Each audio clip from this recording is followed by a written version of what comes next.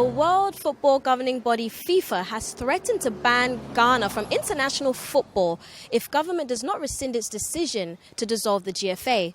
Here on News Connect, let us know what you make of this. Should Ghana succumb to FIFA's threats, or should government go ahead and dissolve the GFA? My name is Melissa Rawad for News Connect on City TV. Stay tuned.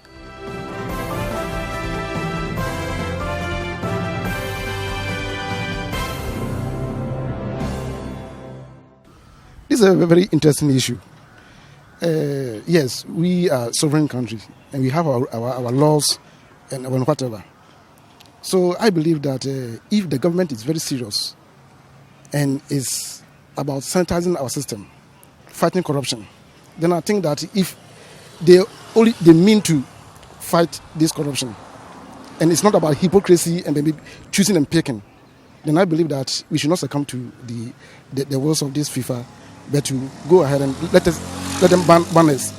Only if we are serious in fighting corruption in Ghana right here. But if it is about hypocrisy and about vendetta, maybe looking at a particular group, then I don't think that it won't help us. But if they are serious, then it should be extended to every sector of the economy where they are serious to fight corruption and there is such a rot, then they should not listen to any other body. But go ahead and then maybe face FIFA. Face FIFA, yes. Say go ahead with the ban, yes, because we want to sanitize Ghanaian football. Come at me. Come whatever FIFA will, whatever sanction FIFA will. They should go ahead. If and only if they are serious in fighting corruption in Ghana here. Yeah, I side with my brother Charles. Ghana is a sovereign nation. And I think we have our own rules and regulations. We have our laws. The Constitution is guiding us as what to do. And it is not just a mere rhetoric. Ghana, we are beset with a lot of corrupt activities or practices in the nation.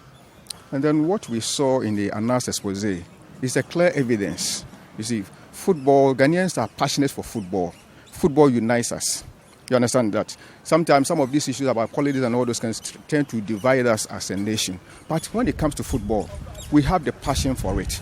Now, if that gives us the interest, and then that binds us together. There are certain things that are going on within the sector, the football sector. I think it is a prudent thing to do. The prudent thing to do is just to sanitize the system so that people can have interest in the football. You see, it's a clear evidence that these days people don't patronize football activities just because of the corruption. Referees are taking bribes to decide the fate of teams or matches, which should not be the case. You see it. So if all these things have been exposed, then I think if we are a serious nation, right, we need to do our homework very well. Sanitize the system so that at least the passion can grow. You see it. We can love football. We socialize. We come together as a nation through football activities. For me, I believe it's in as much as we want football to go in this country. I think the government, in a way, is trying to sanitize the football side, because for the past 13 years, if you look at the reign as far as football is concerned in this country, and the GFA president, that is Kosinyi Antechi, the way Emmanuel has governed the country as far as football is concerned, to me it hasn't been good. Because if you look at the local content that we have in this country here, if you look at Asante Kotoko, if you look at us internationally, it's very poor. Because you could see he's doing well with the international football, that is taking the country to World Cup 3 consecutive times. But when they come to the local content, it hasn't been good. It hasn't been good. And that's my problem, because 2004, we find Asante Kotoko and us playing the competition finals. It was nice, it was lovely. I wasn't at the stadium, but I watched on television. It was beautiful, and the stadium was packed, it was full. But now, if you go to the stadiums, even if it's even free, you don't even see anybody there. Nobody wants to find itself, because the football now we are doing locally is very bad. It's not doing well. It's not doing well. That's it. I agree somehow with what he's saying, and at a point too, I don't agree. Because looking at something like the World Cup is sort of a big stage where our players, they shine. and Ghanaians love to watch international football. All right, and we can't watch international football when we are not patriotic in a way, when our players can't be on the big stage. You understand? So if we are to ignore what FIFA is saying, in a way, our players can't partake in the World Cup and anything again. And the World Cup presents an opportunity for these players to shine. You see, the likes of Suleiman Dems, or I think that was how they even won some of the contracts to play in some big teams and all that. Yes, the local teams are not doing well for the past 10 years now. That if we are to focus locally on our football, it's going to help in a way.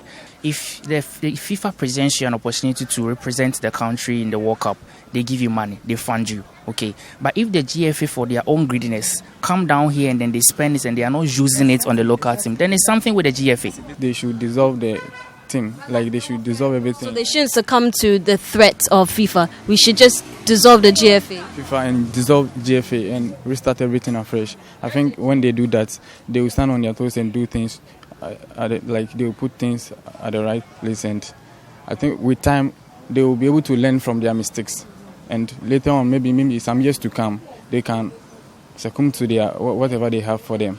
I think that one will be better for the entire nation as a whole. Now, my problem is, it is with GFA, you see.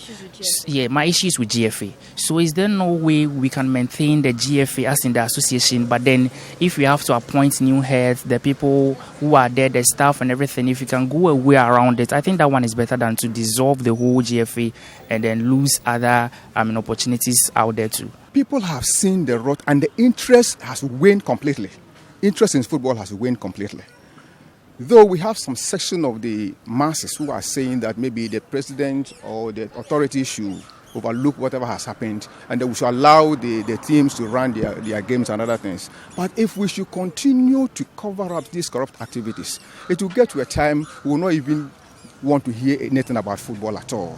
And we don't want that. That's not something that we should. Yes, we do not want football. The interest in football to wane, right? Because as I've already indicated, it's something that unites us as a nation. So if the interest wanes, it means we are doomed. There are other things that can separate us, that can bring some kind of rancor among the people. But when it comes to football, football doesn't know that I belong to this party, I belong to this tribe, or I belong to this thing. You understand what I'm saying? So I think it is a sector that needs to be looked into. So if corrupt practices are going on, then it is an ideal thing. It is very good the president, go through the law, right, in order to sanitize the system so that we can have, that kind of unity through football activities. Even before this expose, there was some suspicion suspicion that the referees and the listeners were not truthful in terms of organizing the forces. So our interest in the local football, especially, was winning. The interest was winning.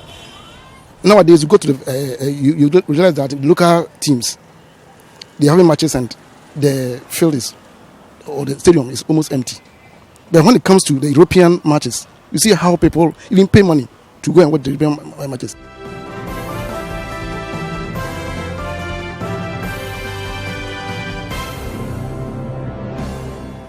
The majority of respondents say the government should ignore the threat and dissolve the GFA in our interest. Meanwhile, a 4-man delegation is in Zurich, Switzerland to dialogue with FIFA officials over this matter.